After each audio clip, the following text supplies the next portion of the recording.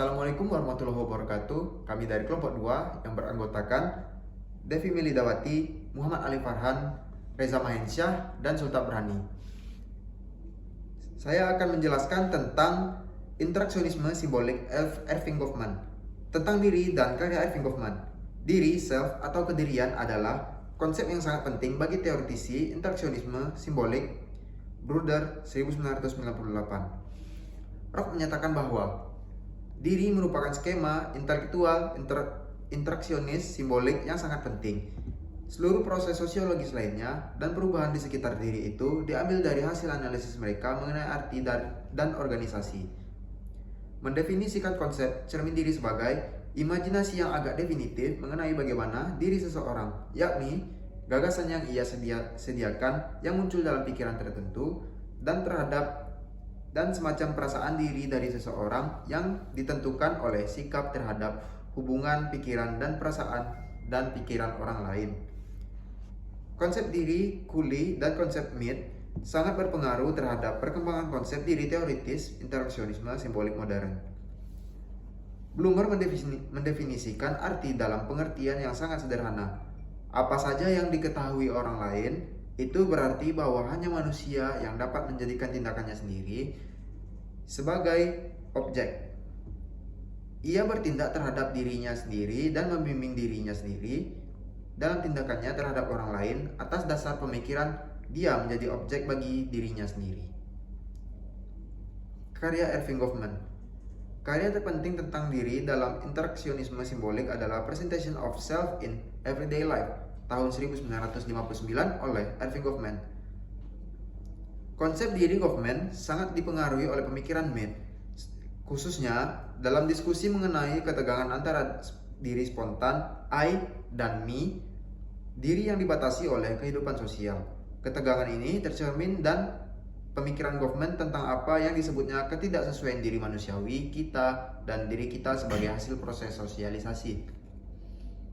Ketegangan ini disebabkan perbedaan antara apa yang ingin kita lakukan secara spontan dan apa yang diharapkan orang lain untuk kita lakukan. Goffman berasumsi bahwa saat berinteraksi, aktor ingin menampilkan perasaan diri yang dapat diterima orang lain. Aktor pun berharap ini menyebabkan audiensi bertindak secara sengaja seperti yang diinginkan aktor dari mereka. Goffman kemudian membagi front personal ini menjadi penampilan dan gaya. Penampilan meliputi berbagai jenis barang yang mengenalkan kepada kita status sosial aktor. Misalnya, jubah putih, dokter bedah. Gaya mengenalkan pada penonton peran macam apa yang diharapkan aktor untuk dimainkan dalam situasi tertentu. Contoh, gaya fisik, sikap. Ia menyatakan karena orang umumnya mencoba mempertunjukkan gambaran idealis mengenai diri mereka sendiri di depan umum. Menurut Goffman, sebagai seorang teoritisi interaksionisme simbolik, memusatkan perhatian kepada aktor tunggal akan menguburkan fakta penting tentang interaksi. Unit analisis dasar Goffman bukanlah individu, tetapi tim. Tim adalah sekumpulan individu yang bekerja sama dalam mementaskan rutin masing-masing. Manajemen kesan. Goffman menutup pembahasan Presentation of Self in Everyday Life dalam pemikiran tambahan mengenai seni mengelola kesan. Pada umumnya, pengelolaan kesan mengarah pada kehati-hatian terhadap serentetan tindakan yang tak diharapkan, seperti gerak isyarat yang tak diharapkan, gangguan yang tak menguntungkan, dan kesalahan bicara atau bertindak maupun tindakan yang diharapkan seperti membuat adegan. Baik, selanjutnya akan saya serahkan kepada rekan saya Sultan Berhani. Baik, akan saya lanjutkan, yaitu role distance. Dalam role distance tahun 1961, Goffman memusatkan perhatian pada derajat pelaksanaan peran tertentu oleh seorang individu atau aktor. Menurut pandangan Goffman, karena demikian banyaknya peran, maka hanya sedikit individu yang benar-benar terlibat sepenuhnya dalam peran tertentu. Role distance atau jarak peran menerangkan derajat pemisahan antara diri individu dengan peran-peran yang diharapkan dimainkannya. Misalnya, bila anak-anak lebih tua menaiki komedi putar, kemungkinan mereka menyadari bahwa mereka benar-benar terlalu tua untuk menikmati pengalaman demikian. Salah satu pemikiran kunci Goffman adalah bahwa jarak peran adalah fungsi status sosial seseorang. Orang yang berstatus sosial tinggi lebih sering menunjukkan jarak sosial karena alasan yang berbeda dengan orang yang berada pada posisi status lebih rendah. Misalnya, dokter bedah yang berstatus sosial tinggi mungkin menunjukkan jarak sosial di kamar operasi untuk menghilangkan ketegangan tim operasi. Dan ada stigma. Goffman tahun 1963 tertarik pada jurang pemisah antara apa yang seharusnya dilakukan seseorang identitas sosial virtual dan apa yang sebenarnya dilakukan identitas sosial aktual dalam kasus stigma diskredit. Aktor menganggap perbedaan telah diketahui oleh anggota penonton atau jelas bagi mereka. Contoh, orang yang tubuh bagian bawahnya lumpuh atau yang kehilangan anggota badan.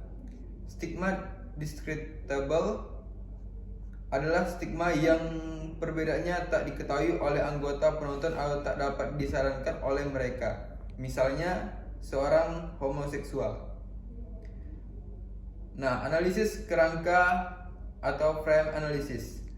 Dalam buku Frame Analysis tahun 1974, Goffman bergeser jauh dari akar interaksionisme simbolik klasik dan mengarah ke studi struktur kehidupan sosial berskala kecil atau studi penggunaan gagasan tentang kerangka tahun 1998. Mendefinisikan situasi sebagai sesuatu yang nyata, jelas mempunyai akibat, namun mungkin sumbangannya sangat kecil terhadap kejadian yang sedang berlangsung.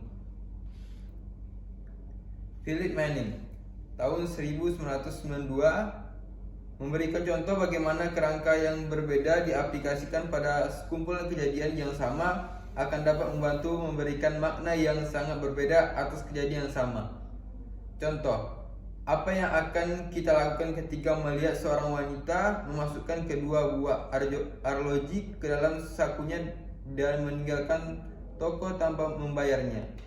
Dilihat melalui kerangka seseorang detektif toko, kejadian ini jelas sebuah kasus pencurian di toko. Tetapi kerangka legal menyebabkan pengacara si pemaling melihat kejadian ini sebagai tindakan seorang wanita pelupa yang pergi berbelanja untuk memberikan hadiah bagi anak wanitanya. Salah satu aspek yang disembunyikan adalah peran penting ritual atau upacara keagamaan dalam kehidupan sehari-hari. Menurut Goffman, ritual adalah penting karena mempertahankan keyakinan kita mengenai lingkungan sosial mendasar. Ritual menyediakan peluang bagi orang lain untuk menguatkan legitimasi posisi kita dalam struktur sosial meski mengharuskan kita menguatkan legitimasi posisi orang lain. Minat Goffman terhadap ritual menyebabkan ia akrab dengan karya belakang Durkheim, terutama The Elementary Form of Religion's Life. Goffman memusatkan perhatian pada peraturan-peraturan atau rules dan memandangnya sebagai pembatas eksternal atas perilaku sosial.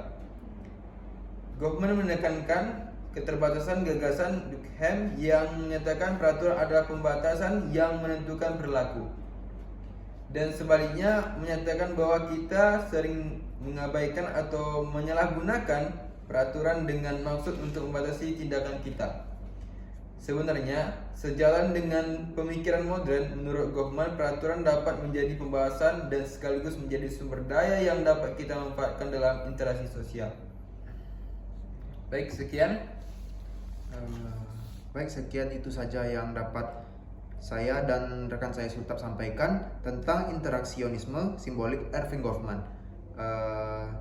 Sebelum saya tutup, saya akan mengucapkan terima kasih kepada kelompok 2 yang bernama Devi, Reza dan Sultab Berani yang sudah membantu mengerjakan tugas kelompok ini. Wabillahi taufiq wal hidayah. Assalamualaikum warahmatullahi wabarakatuh.